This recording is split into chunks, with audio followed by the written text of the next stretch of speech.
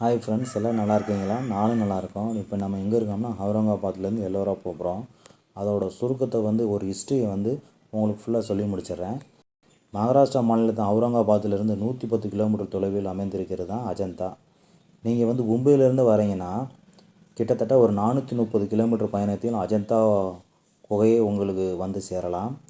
அது என்னன்னா, மலைச்சாரலில் உள்ள பாறைகளை குடைந்தெடுத்து உருவாக்கப்பட்டது.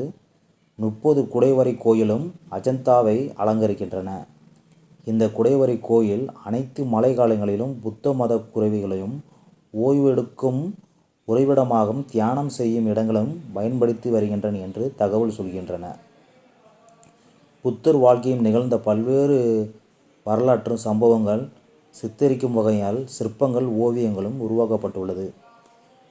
கிமு 2 முதல் கிபி 6 நூற்றாண்டு வரை பல்வேறு காலகட்டங்களில் சிற்பங்களும் ஓவியங்களும் உருவாக்கப்பட்டுள்ளதாக ஆய்வாளர்கள் கூறுகின்றனர். மக்கள் பயன்பாட்டுக்கு எப்போ வந்துச்சுன்னு சொல்கிறாங்கன்னா, 1983ஆம் ஆண்டு அஜந்தா குடைவரை கோயில் உலக பண்பாட்டு சின்னமாக யுனெஸ்கோ அறிவித்துள்ளது என்று அஜந்தா உள்ள மியூசியம் தெரிவிக்கிறது. கீழே ஓடிக்கொண்டிருக்கிற வகேரா நதியின் ஏற்பட்ட வெள்ளத்தில் சீற்றங்களும் காரணமாக பல நூற்றாண்டுகளாக இந்த குடைவரை கோயில் மக்கள் பயன்பாட்டுக்கு தெரியாமல் இருந்தது என்று தகவல் சொல்கின்றார்கள்.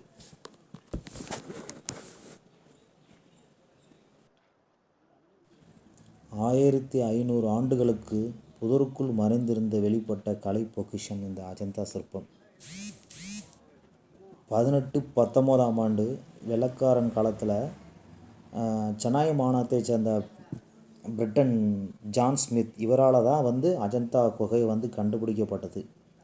ஒரு புலியை வேட்டையாடி சென்ற போது தான் இந்த மறைந்திருந்த இந்த குகை வெளிப்பட வந்தது.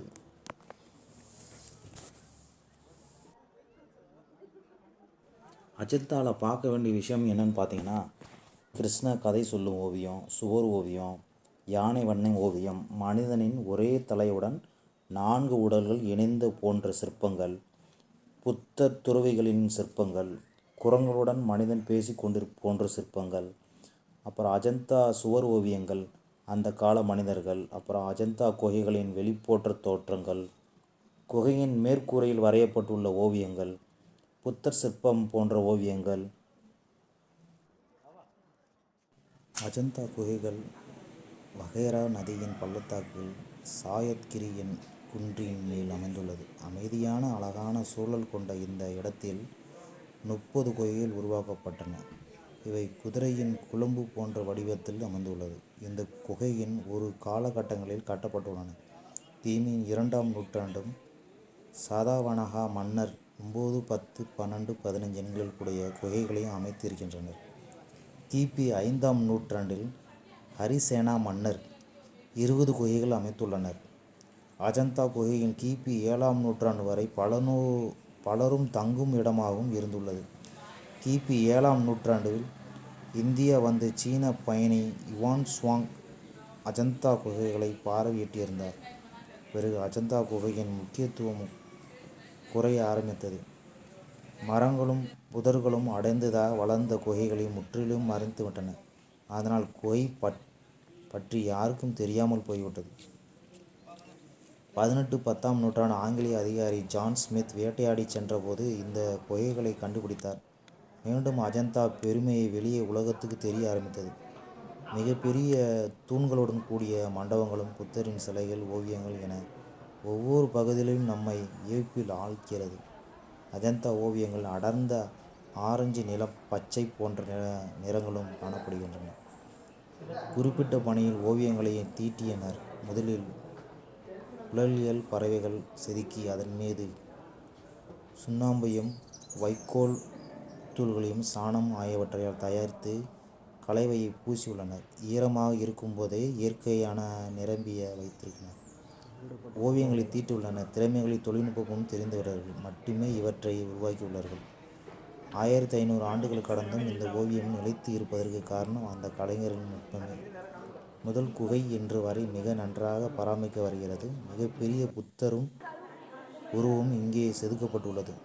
நேரமாக பார்க்கும்போது புன்னகையுடையும் பக்கவாட்டில் பார்க்கும்போது சோகமும் தெரிகிறது. வடிவமைத்திருக்கிறார்கள். இரண்டாவது குகை மாடலாக பயன்படுத்தியிருக்கிறார்கள். இங்குள்ள சுவரில் ஓவியங்கள் தீட்டப்பட்டுள்ளன. ஆறாவது குகை 2 அடுக்காக அமைக்கப்பட்டுள்ளது. கிமு 2ஆம் நூற்றாண்டில் அமைக்கப்பட்ட 9 குகைகளையும் ஜான் ஸ்மித் கண்டுபிடித்தார். 10வது குகையும் மிகவும் பழமையானது. சாரநாத்தில் புத்தரின் முதல் பிரசங்கம், ஜாதன் கதைகள் போன்றவை இங்கு ஓவியங்களை வரையப்பட்டுள்ளன. 16 குகை ஓவியங்களுடன் கூடிய மிக அழகான குகைகளும் கருதப்படுகிறது. 14வது குகை சுவற்றில் மட்டுமல்ல, மேற்கூரையிலும் ஓவியங்களும் வரையப்பட்டுள்ளது. 26வது குகையில் பயன்படுத்தியிருக்கும் நிலை புத்தரின் உருவம் செதுக்கப்பட்டுள்ளது. அதன் கீழ் அவருடைய சீடர்கள் கவலையாகவும் தேவதைகள் மலர்ந்த முகத்தோடும் புத்தரின் வாழ்வுக்கு வரவேற்பும் போல செதுக்கப்பட்டுள்ளது. புதுசாக பார்த்துட்டு இருக்க நண்பர்கள் நம்ம சேனலை சப்ஸ்கிரைப் பண்ணிவிட்டு உள்ளே வாங்க. வீடியோ ஸ்கிப் பண்ணாமல் பாருங்கள். அப்போ தான் நான் போடுற வீடியோ கண்டினியூட்டி புரியும். அடுத்தடுத்து நிறைய விஷயங்கள் இருக்குது. வீடியோ ஃபுல்லாக பாருங்கள். அஜந்தா எல்லோரா கேவ் எல்லாமே ரொம்ப அருமையாக வந்திருக்கு. ஒரு குகையும் அவ்வளோ அருமையாக கட்டியிருக்காங்க. மக்கள் நீங்கள் எல்லாமே பார்க்க வேண்டிய விஷயம்.